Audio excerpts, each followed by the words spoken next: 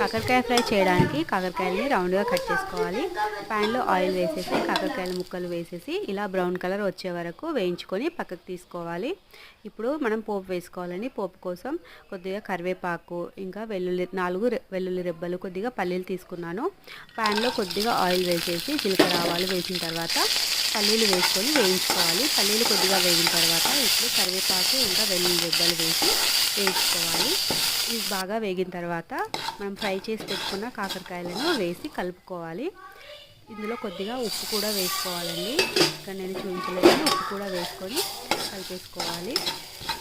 వేసిన తర్వాత కొద్దిగా మనకు కారం ఎక్కువ అవసరం ఉండదు, కొద్దిగా కారం వేసేసుకొని కలిపేసుకోవాలి. కొద్దిగా క్రిస్పీగా అయ్యే వరకు ఉంచేసి దించేసుకుంటే సరిపోతుంది.